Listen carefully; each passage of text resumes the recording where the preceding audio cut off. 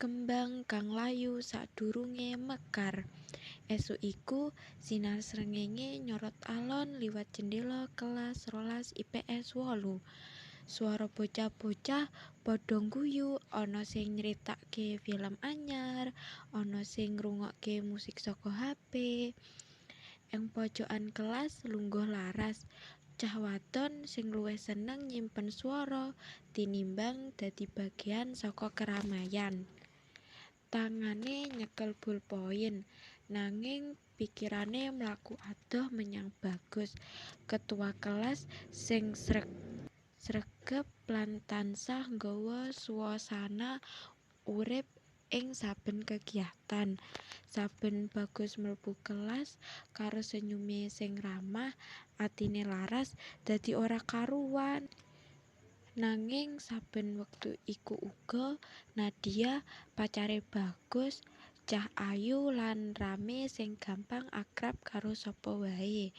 Saben weruh dheweke cah loro bareng, ana rasa perih sing dumadakan dadi nyeri ing jero atine laras.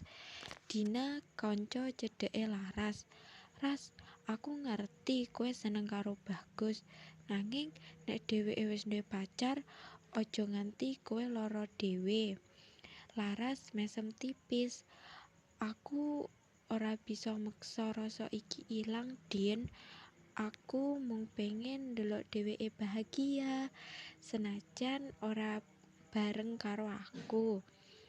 Dina-dina sabanjure lumaku kanthi biasa, nanging atine laras ora tau tenang. Dheweke lan Bagus kerep ketemu amarga padha dadi panitia acara sekolah.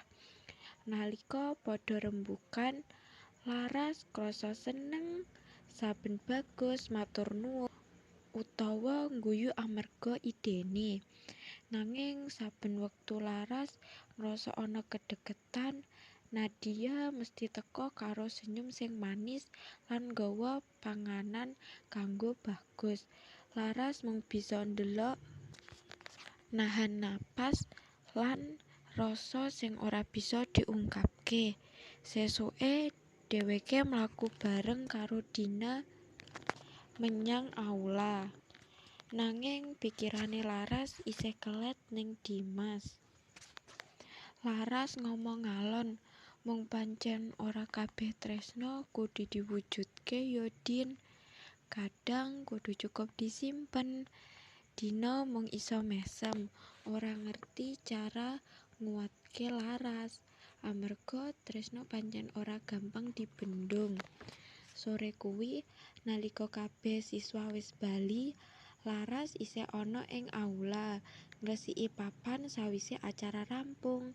Swara sepatu langkah alon mlebu.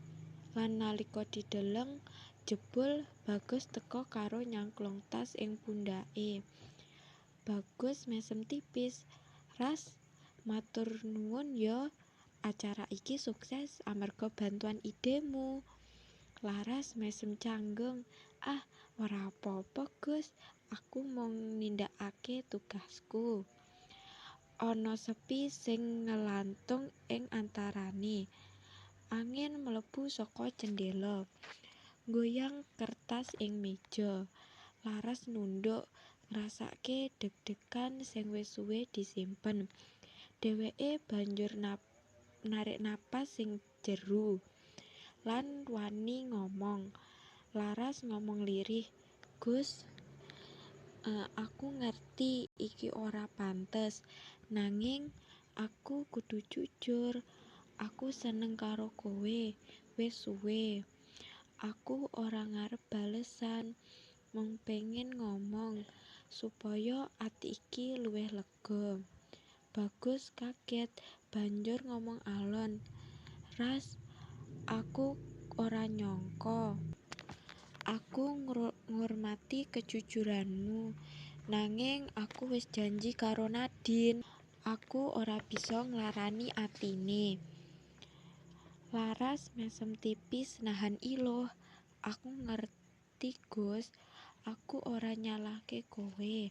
Aku mung pengen rasa iki ora dadi beban maneh." Sawise kuwi Laras ngucapke pamit. Dheweke mlaku metu saka aula kanthi langkah alon. Nanging saben langkahe nggawa rasa lega. Wektu lumaku lan Laras ora kaya mbiyen maneh. Dheweke luwih tenang, luwih sregep sinau, lan semangat nulis cathetan ing buku diarine. Nalika ndelok Bagus lan Nadia isih bebarengan, Laras ora tau lara meneh. Tresnane wis dadi kenangan sing ayu, kembang sing tau layu sadurunge mekar, nanging ninggal wangi sing ora gampang ilang. Dina, Ras, saiki kowe luwih ceria ya. Wis bener-bener mari yo. Laras mesem. Wis Din, aku ngerti saiki ora kabeh kembang kudu mekar supaya ayu. Ana kembang sing cukup dadi wangi kanggo sing ngerti maknane. Tresna iku ora tansah kudu kanggungan, amarga sejatine tresna sing paling murni ya iku sing tetep tulus senajan ora digayuh. Kadang Gusti ora maringi wong sing kok tresnani kanggo dadi nggonmu, nanging kanggo mulang kowe arti sabar lan ikhlas. Kaya kembang sing layu sadurunge mekar. Tresnan sing ora kawujud ora ateges gagal.